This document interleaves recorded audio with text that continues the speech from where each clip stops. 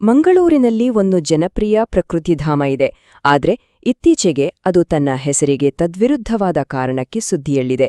ಒಂದು ಕಾಲದಲ್ಲಿ ಹುಲಿಗಳ ಕೆರೆ ಅಂತ ಖ್ಯಾತವಾಗಿದ್ದ ಪಿಲಿಕುಳ ನಿಸರ್ಗಧಾಮದಲ್ಲಿ ಇವತ್ತು ಪ್ರಾಣಿಗಳ ಅಸ್ತಿತ್ವವೇ ಅಪಾಯದಲ್ಲಿದೆ. ಏನಿದು ಬಿಕ್ಕಟ್ಟು? ಇದರ ಹಿಂದಿನ ಸತ್ಯವಾದರೂ ಏನು? ಬನ್ನಿ ವಿವರವಾಗಿ ನೋಡೋಣ. ನೋಡಿ, ಇದು ನಮ್ಮ ರಾಜ್ಯದ ಹೈಕೋರ್ಟ್ ಕೊಟ್ಟಿರೋ ಒಂದು ಖಡಕ್ಕೆಚ್ಚರಿಕೆ. ಪ್ರಾಣಿಗಳು ಈ ಸ್ಥಿತಿಯಲ್ಲಿದ್ರೆ ಆ ಪಾರ್ಕನ್ನು ತಕ್ಷಣವೇ ಮುಚ್ಚಿಬಿಡಿ.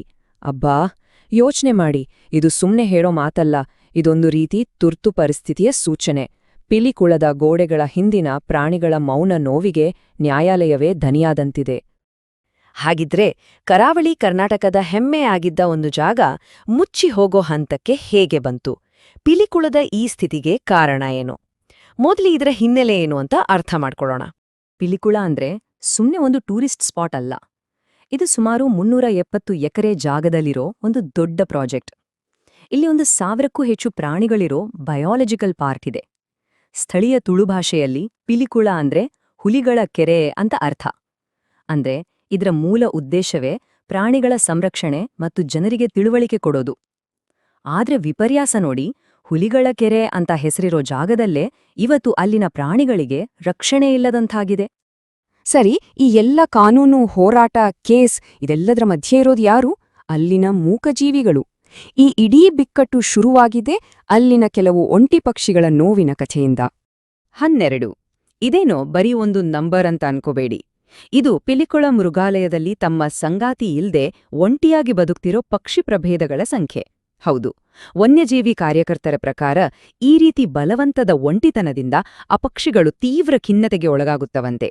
ಅವುಗಳ ಸಹಜ ಜೀವನವನ್ನೇ ಕಸಿದುಕೊಂಡ ಹಾಗೆ. ಈ ಲಿಸ್ಟ್ ನೋಡಿ: ಬಿಳಿ ಹೊಟ್ಟೆಯ ಸಮುದ್ರ ಹದ್ದು, ಈಜಿಪ್ಷಿಯನ್ ರಣಹದ್ದು, ಮಲಬಾರ್ ಗ್ರೇ ಹಾರ್ನ್ಬಿಲ್, ಈ ಥರದ ಹಲವು ಪಕ್ಷಿಗಳು. ಇವುಗಳಲ್ಲಿ ಎಷ್ಟೋ ಪ್ರಭೇದಗಳು ತಮ್ಮ ಜೀವನ ಪೂರ್ತಿ ಒಂದೇ ಸಂಗಾತಿಯ ಜೊತೆ ಬದುಕೋ ಸ್ವಭಾವದವು. ಆದ್ರೆ ಇಲ್ಲಿ ನೋಡಿ, ವರದಿಗಳ ಪ್ರಕಾರ ಒಂದು ಈಜಿಪ್ಷಿಯನ್ ರಣಹದ್ದು 3 ವರ್ಷದಿಂದ ಒಂಟಿಯಾಗಿ ಕಾಲ ಕಳಿತಿದೆಯಂತೆ. ಇದು ಪ್ರಕೃತಿ ನಿಯಮಕ್ಕೆ ವಿರುದ್ಧವಾದ ಒಂದು ರೀತಿಯ ಕ್ರೂರ್ಯ ಅಲ್ವಾ? ಈ ಬಗ್ಗೆ ಪಕ್ಷಿ ತಜ್ಞ ರಾಜು ಕಿಡೂರ್ ಅವರು ಹೇಳೋದನ್ನ ಕೇಳಿ. ಸಂಗಾತಿ ಇಲ್ಲ ಅಂದ್ರೆ ಅವುಗಳ ಸಹಜ ಚಟುವಟಿಕೆಗಳನ್ನ ನೋಡೋದಿಕ್ಕೆ ಸಾಧ್ಯನೇ ಇಲ್ಲ.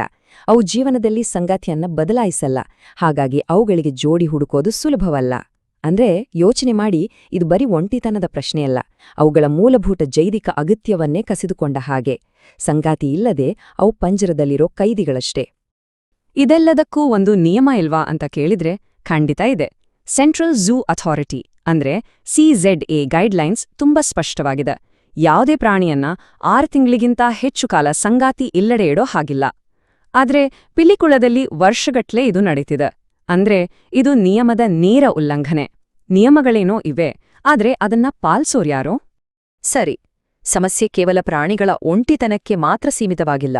ಅದನ್ನು ದಾಟಿ ಪಾರ್ಕ್ನ ವ್ಯವಸ್ಥೆಯಲ್ಲೇ ಗಂಭೀರ ಲೋಪಗಳಿವೆ.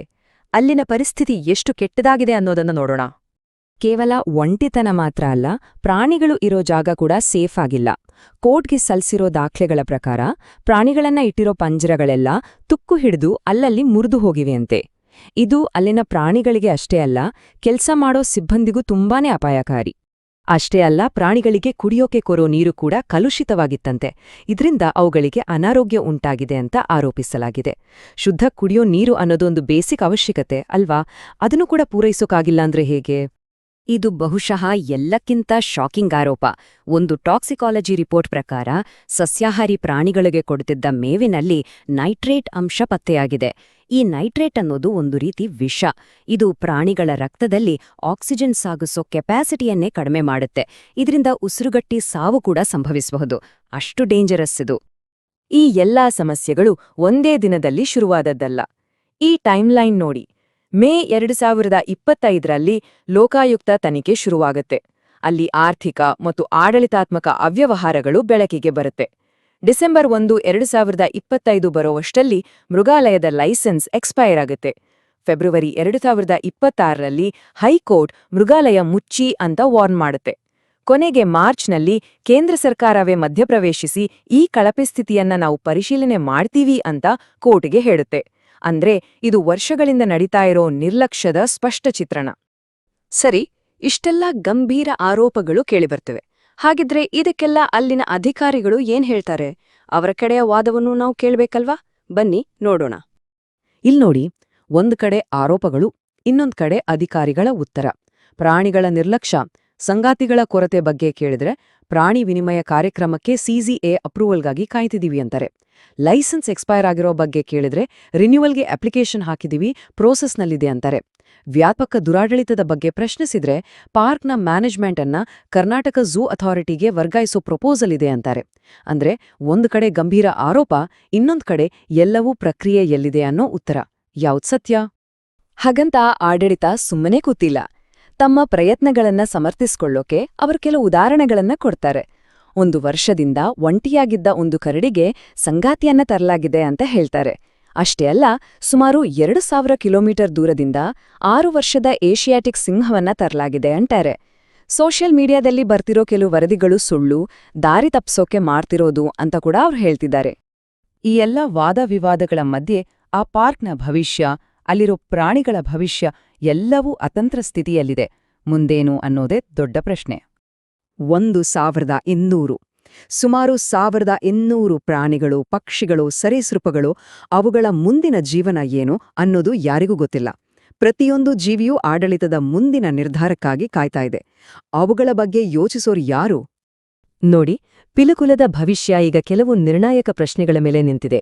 ಹೈಕೋರ್ಟ್ ಹೇಳಿದ ಹಾಗೆ ಮೃಗಾಲಯವನ್ನ ಮುಚ್ಚಿಬಿಡ್ತಾ ಅಥವಾ ಕೇಂದ್ರ ಮೃಗಾಲಯ ಪ್ರಾಧಿಕಾರ ಲೈಸೆನ್ಸ್ ಅನ್ನು ನವೀಕರಿಸುತ್ತಾ? ಒಂದು ವೇಳೆ ಕರ್ನಾಟಕ ಝೂ ಅಥಾರಿಟಿಗೆ ಮ್ಯಾನೇಜ್ಮೆಂಟ್ ಕೊಟ್ರೆ ಅಲ್ಲಿನ ಸಮಸ್ಯೆಗಳು ಬಗೆಹರಿಯುತ್ತಾ? ಎಲ್ಲಕ್ಕಿಂತ ಮುಖ್ಯವಾಗಿ, ಒಂದು ವೇಳೆ ಪಾರ್ಕ್ ಮುಚ್ಚಿದ್ರೆ ಆ ಸಾವಿರಾರು ಪ್ರಾಣಿಗಳ ಗತಿ ಏನು?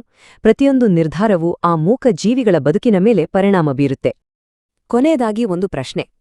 ಪ್ರಾಣಿಗಳ ಸಂರಕ್ಷಣೆಗಾಗಿಯೇ ಕಟ್ಟಿದ ಒಂದು ಜಾಗ ನಿರ್ಲಕ್ಷ್ಯದ ಕೇಂದ್ರವಾದಾಗ ಆ ದನಿಯಿಲ್ಲದ ಜೀವಿಗಳ ಸ್ಥಿತಿಗೆ ಕೊನೆಗೆ ಜವಾಬ್ದಾರರು ಯಾರು?